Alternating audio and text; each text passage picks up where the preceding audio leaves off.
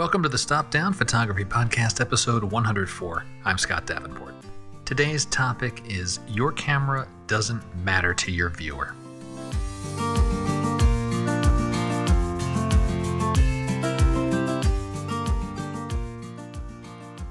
Hi, welcome. Thanks for joining. I'm glad to be back with you for another chat about photography, this shared passion of ours. And in today's episode, let's take one more step on our never-ending journey of photography. So I almost titled this episode, Your Camera Doesn't Matter. It's catchy, mildly shocking, a little clickbaity. And on one level, that's true. On another level, that's false. I think all of us here, us photographers, understand that. The camera does matter to us. Yet when it comes to our viewers, the people that consume our photos, they don't care. Today I share a story from my recent past that really underscored that fact for me, and I hope you enjoy the show. If you do enjoy the podcast, please share it with a friend on social media with your camera club, and if you can, please leave a rating and especially a review for the podcast. Ratings and reviews help more than you can imagine.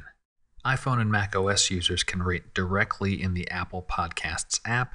You can also leave a rating via the web at podchaser.com. Links in the show notes. Let's start with this supposition. Your camera doesn't matter. And let's take it in two parts. First, from the point of view of the photographer, our point of view. And second, from the perspective of your viewer. Okay, first, the photographer. A skilled photographer will make strong photos with whatever camera they pick up. Composition, framing, angle, light, shadow, the essential ingredients for a compelling image, those are camera agnostic. There's nothing inherently technical about them. You give Joe McNally a disposable point-and-shoot camera, and he will make great images. He's Joe McNally, after all, a seasoned, exceptional photographer. However, as we all know, all cameras are not made equal. We're not all as good as Joe McNally, and so maybe we need cameras that give us like a technical uplift. They help us out with our weaknesses with our photography. Now think about the camera that you own. There's a reason or several reasons you chose the camera you're using. What photographic genre do you work in? Some cameras are tailored for landscape photography, others for portrait or sports, or something that's, an all-around good, versatile, general-purpose camera. Maybe you need an ultra-fast autofocusing system, or a sensor with wide dynamic range or more resolution. You might require low light performance. Maybe you chose your camera because of the ergonomics, how it fits in your hands. Or what about dials? You might prefer or need more manual controls at your fingertips. And there's the camera weight. It could be even as cosmetic as color, and so on and so on. Photographers think about these things when choosing a camera. The camera does matter because it's the primary tool you use to make your images. The old adage comes to mind, the right tool for the right job. And with a proper tool, a camera more tailored to you and your style of photography, strong, compelling images become easier to capture. So the camera matters to us. The camera matters to photographers. Now let's flip this around. Our second perspective, the viewer. And I'm talking a non-photographer here because, let's be honest, when we photographers are looking at photographs, there's a whole lot more going through our minds about composition, color, contrast, maybe some technicals or post-processing thoughts. We see photographs differently. And I assume that's true for other craftsmen, like someone in, say, construction or carpentry. They'll look at a house or a piece of furniture and see things that I don't see, how joints fit together or the way the wood was cut, things like that. But back to photography here. We're talking about a non-photographer consuming your work. You show a set of photos to someone, your non-photographer friend. They see the photo, the outcome. That's it. Their consumption is simple. Do I like the photo?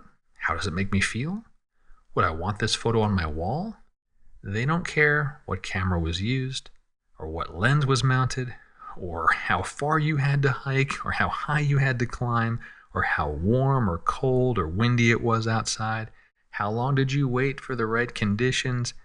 They don't care. I met up with an old friend this past week. I hadn't seen him in a bunch of years. He was interested in buying one of my prints. We chatted, we caught up, and then turned to the photos.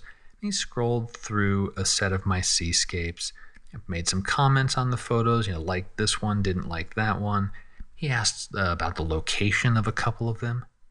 The question of camera never came up, not once, not even in passing. He's not a photographer. He doesn't care at all what tool I use to make the photo. The photo is all that mattered to him. So does your camera matter? It depends on who you are. Your camera matters to you for sure. Use the camera that gets you the images you want.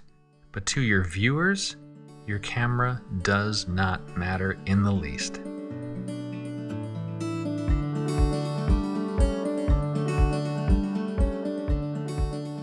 I have another little anecdote about cameras. I talk to a lot of photographers, and the topic of cameras and gear almost always comes up. And that's cool, right? Kindred spirits talking about the tools they use to make their images. And if you're wondering, because we're photographers here, I work with a pair of Sony a7R II camera bodies. These camera bodies are 7 years old. The camera was released in 2015. And since then, Sony has put out the a7R III, the a7R IV, the A9, the A9 II, the Alpha 1. I haven't moved forward, not because those aren't great cameras. I haven't updated cameras because what I own gets me the images I want. And that's me. The tools I have accomplish the job I need them to do. Anyway, I met with a photographer recently for a private photo lesson, and a primary goal of his was to get more familiar with his camera, build up that muscle memory, think less about the mechanics and more about the capture, something we all strive to do. I asked, what camera do you use? Because I wanted to do my research, know more about the camera, be able to speak his language, the language of his camera, his menus, his dials, all the things that are particular to his kit. And when he told me what he was using, he got kind of shy and it sounded almost apologetic when answering. His camera was what we would classify as an entry-level DSLR. And I got the sense, maybe correctly, maybe incorrectly, he felt a little less of a photographer because the camera wasn't a flagship. Well, I'm here to tell you, don't be shy about your camera. Old, new, entry-level, top of the line. Your camera is not a sign of stature or quality of your work. It may be a sign of the features you need to get the images you require. And it may be a sign of where you are on your photographic journey. Most photographers, myself included, begin with more modest cameras. And when we reach the limits of those cameras, when the camera is a barrier to making the images we want, then we upgrade. So don't be sheepish about the gear that you use. And that includes around other photographers. Be proud of your gear, not because of what brand it is, or how new it is, or how old it is. Be proud of your gear because you make great photos with it. Your camera is a beloved tool, but judge and value the output, your work, your photos. That's the end product. And I'll tell you, there are plenty of folks out there with top-of-the-line, latest and greatest cameras and lenses, and their photos aren't that good. A bit of studio news. I mentioned in the last podcast all sorts of new software that has been or is being released in the next 30 to 60 days. We're entering that cycle of these photographic software tools. And one of those is On1 Photo Raw 2023. So in the studio, I'm spending much more of my working day on an update to my Photo Raw Essentials book. It's shaping up nicely, and it's turning out to be a larger project for sure. There is so much new stuff going into Photo Raw 2023, and I haven't updated the book since 2021, so there's even more revisions to make. I don't have an ETA for the book release, though I'm aiming to publish it before the end of the year, both as an ebook and a print edition. So if you're an On1 user and that sounds interesting to you, let me suggest you sign up for my newsletter at scottdavenportphoto.com. That's where I'll announce for sure when the book is available, and I have a history of giving subscribers a discount at the launch of a new product, wink wink. So an update to On1 Photo Raw Essentials should be coming in the next couple of months. I think that'll wrap it for this episode. Before I sign off, thanks as always to everyone that supports the show through comments, reviews, shares. Each and every one is appreciated. And if you're interested in learning about more ways you can support the podcast, check the show notes. There's a link for supporting the show, and many of the methods are zero cost to you. So that's a wrap. Be proud of your camera.